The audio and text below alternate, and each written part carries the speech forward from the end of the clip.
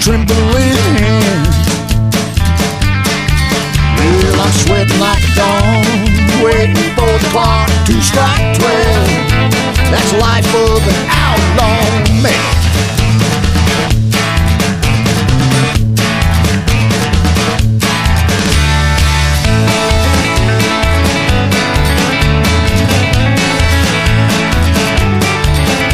The screams of that dying man's family still ringing in my ears. And the face of that fatherless boy almost brought me to tears. That's the life of an outlaw man.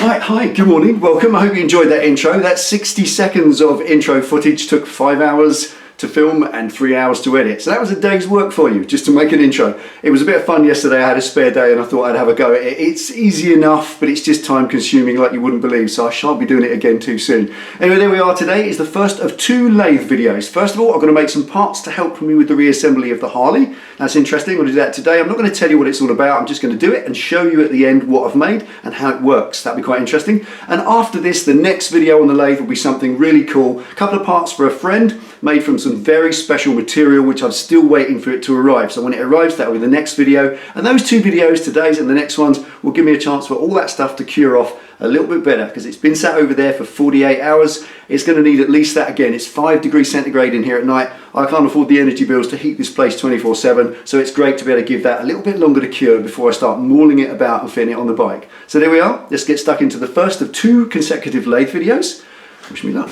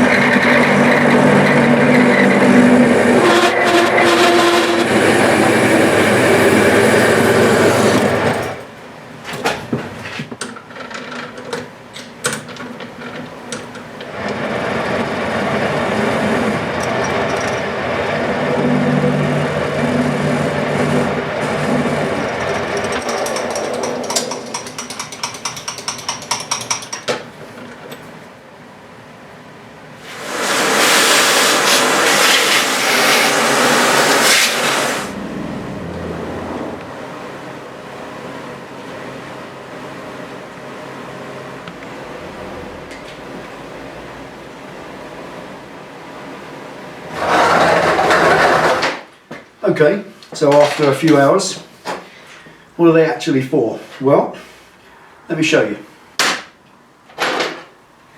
They go with that piece of threaded bar. I need a wheel.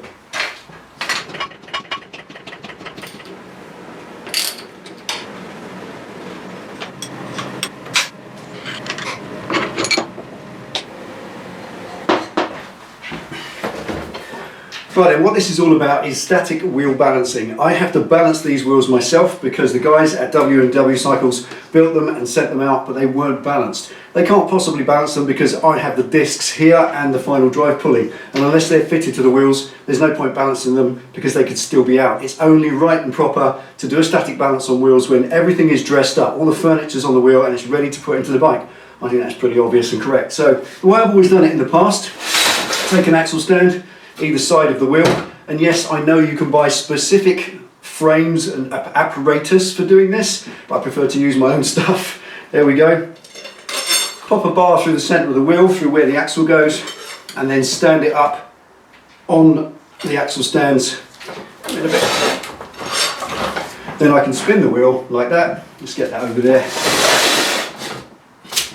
And from there I can balance the wheel, find the lowest point, put the weights on the other end, and then you gradually do the balancing. But something I've always done, this is how I've always done it, and it's always worked for me, and it's been accurate enough. However, there has always been an improvement that I could make, something that I could do a little bit better that makes the balancing of the wheels absolutely bang on and not subject to any form of inaccuracy here. And that's because what I'm using is a piece of threaded bar. I've used a crowbar in the past, all sorts of things, and there's a gap. Obviously, that's moving. So today, the project was to make these little cones, and I can spin these on and I'll show you what they do.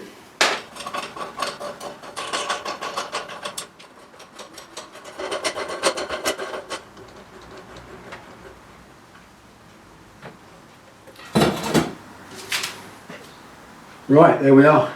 Now as you can see, the wheel now with those cones in place, it's spinning on its wheel bearings, rather than just a piece of random bar that kind of has a bit of play. I've always done it that way and it's always worked okay, but now they're even more accurate because that bar through the middle is centralised completely in the wheel axle tube, and that's how they should be. I know that in the past you've said to get some of these, but when you look at these little pieces of apparatus that you use to balance wheels with, how many pairs of wheels do you balance? Once a year, if you're lucky? Well, what do you do with that for the rest of the year? You've got to find somewhere to put it. It's yet more stuff to store. They take up no room whatsoever. When I'm finished with them, they'll go in the drawer over there out the way, and they cost absolutely nothing because they came out the scrap drawer. Simple. I love having the lathe. This is the ability to make these things for myself, and I'm proud of that. So there we are. Now I cannot balance these right now today. I really wish I could. I'm waiting for the lead strip to turn up. I've ordered some 10 and 5 gram lead strips to come. Obviously I'm sure you know how to do this. I've done it in the past. You find the lowest point, you put the weight at the top, etc. I'll go over it all. I'll do a proper video on that as soon as those weight strips turn up, but they're just not here yet. There's not just those that I'm waiting for. I'm waiting also for some material for the lathe to make some really cool parts for a friend of mine. So whatever of those 2 items that I'm waiting for turns up first, that will be the next video. Either a wheel balancing video so I can get them fitted, set them up and sign them off, or something else on the lathe, another lathe project which I'm sure you'll enjoy just as much. But there we are. That's been that. You've been fantastic. Take it easy. Ride safe. See you next time.